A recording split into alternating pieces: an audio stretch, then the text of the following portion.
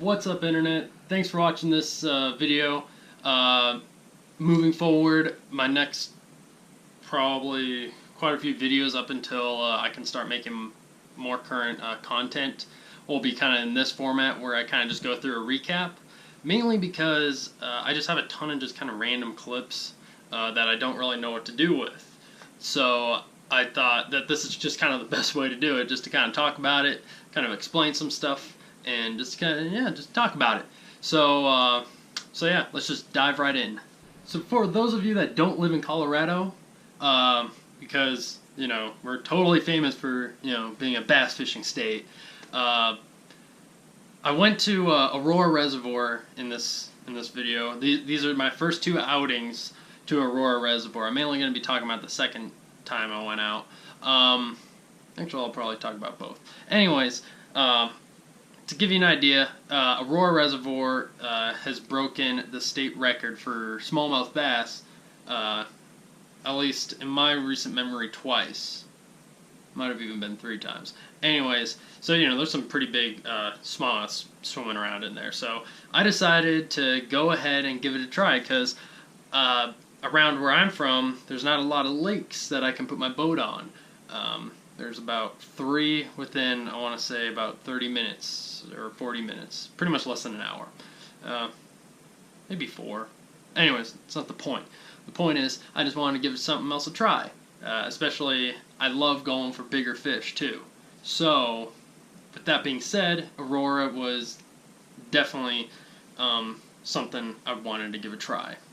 So the first time I went, actually I went with my roommate, Chris, which you'll see in these next 2 clips, are from the first time we went.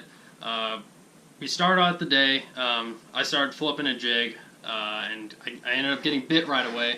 I honestly was shocked, because I didn't feel like I was going to figure them out that fast.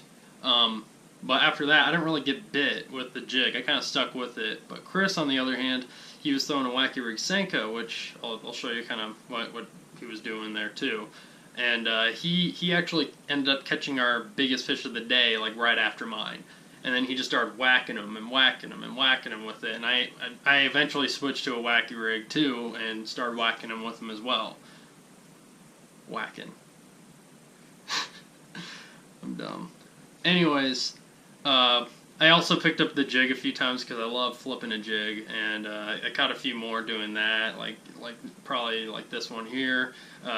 Same deal, just flipped it in and he just picked it up right away. So yeah, I felt like it was a huge success. Between the 2 of us, we definitely got into double digits, not pounds, but like just numbers of fish. I think we ended up catching about, I want to say about 20 fish, so about 10 each maybe. So it was a lot of fun, and they were all largemouth, which is a little disappointing because this is known for smallmouth. But it was a lot of fun because all of them were chunky, healthy, and they just fought, and the water was just crystal clear. So it was just a lot of fun. So yeah, I definitely wanted to go back again. So the second time we went out, it was like a few weeks later, probably about 2 weeks or a week, and since we did so well, my first time being out there, I was like, we're just gonna kill it. I know what we're gonna do. I know where they're located. Well, within that time, the water dropped a little bit, and I don't know, just didn't feel right. So I had me and my buddy. It was a different friend, Jordan. We were just throwing wacky rig Senkos around, just like we did the last time, and he got bit once and actually caught a random rainbow out of there on a wacky rig. So, it wasn't really looking that great. So, for whatever reason, I just decided, I'm just going to have a Texas rig tied on. I'll go over all that I used and kind of give you ideas of what to maybe even try at your home lake. But I tried that, and I saw this transition spot where the cattails kind of met like this, like it looked like a little like landslide or whatever, like it was a ton of just dirt, transition. So I pitched it up there and just started dragging it, and all of a sudden this thing just picks it up and just starts heading like out to deeper water, typical bite. Set the hook, and I hook into probably the biggest largemouth, you know, from this clip here, that I've ever caught out of there, out of Aurora, and this is my second time going, so I was already pumped at that point. After that, you know, we kept doing what we were doing, you know, throwing these wacky rigs, and I kept throwing that Texas rig because I'm like, you know, this was my first bite today, after probably fishing for about an hour, hour and a half. So yeah, so then we just kept working down the bank, and I kind of saw some kind of structure, so I flipped my my Texas rig up, and kind of same deal, just picked it up and just started swimming with it, and I laid into him, and it was about the second biggest fish I've caught out of Aurora. So, you know, I was excited at that point. Like, honestly, my day was made. Even though we didn't catch the numbers, I caught the size, which that's honestly the reason I go there now, is just because of the size. So at this point, Jordan didn't really catch anything yet. He kept throwing that wacky rig, so I got to give him props. He stuck with it, and in the end, it did pay off. Right after I caught this, a little ways down the bank, I think he caught one about the average, like 15, 16-inch size, and then he also caught one that we got on clip, got on film, which was just this little clip here as well. And I mean, it was a lot of fun though. Just catching these decently sized largemouth, at least for Colorado. I don't think I've caught anything smaller than like 14 inches out of there, so it's a lot of fun. So yeah, I go there. I try to go there at least once or twice a year. So yeah. So lure wise, we used kind of a variety of baits. The first time, like I mentioned before, we were using wacky rig Senkos. Honestly, like looking back, I'll probably give even a Texas rig Senko a try, and even maybe put a weight on it too, just to give them maybe something that they haven't seen yet. Who knows? So usually I like, you know, Gary Yamamoto's like 4 or 5 inch Senkos. That's just me in general. Like, I just like their Senkos. I just feel like they just work better. I've had times where I've caught like it's 3-to-1 to like the Bass Pro brand one. So, and we were throwing the same color, and I just was catching more with good old Gary's. So yeah.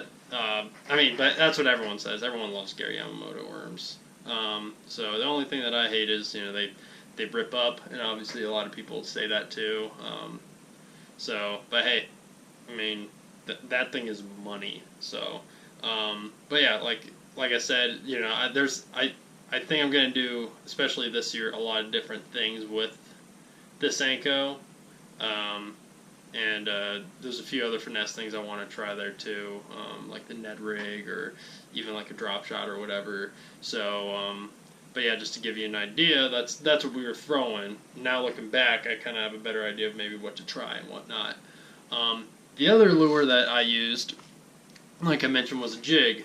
I've had some luck there with a jig, flipping it and even dragging it, but it's very inconsistent. So you know, I'm still trying to figure that like out anyways, but it's a lot of fun because, I mean, usually, you know, I catch, I think like the lowest amount I caught was actually the second time I went, which was only 2, but hey, I mean, I had a lot of fun. So but yeah, just like a normal flipping jig. I think this is Revenge, maybe, I don't know, and Rage Craws. I love those things. But I think any other craw trailer works. Just pretty much whatever you have confidence in, because that's what I have confidence in. Everyone else is different. I know a lot of people that love chigger craws. I mean, I actually like chigger craws too. So, but yeah, like for this though, like I caught him flipping, I caught him dragging. So I mean, yeah. The other thing is a Texas rig craw, so like I mentioned, like the Rage craws. So yeah, kind of straightforward. Most of you guys know what a Texas rig is by this point. If you don't, it's wide gap hook with a bullet weight, and I like to do them pegged. That's just me. I don't think I actually pegged them this time, but I usually peg them, so it's kind of uncharacteristic of me of not to do it for this instance. But I used tungsten this time, mainly because I kind of knew I wasn't really going to lose it, because there's not a lot of cover that I'll get stuck on that I couldn't get or anything like that. So yeah, those are the baits that I used. There's a lot of other things I really want to try there this year, like maybe some swim baits, like I mentioned before, just maybe different ways of rigging the Senko. And honestly, I want to try to find a reaction bite, especially for those smallmouth. I actually have not caught a single smallmouth out of there, and that's known for the state record size smallmouth. So at least this time, from the clip, or from the another video that I'll put together sometime soon from my trip from Aurora this last year, I actually saw a ton of smallmouth. So I'm making some progress on the smallmouth. But we'll see. How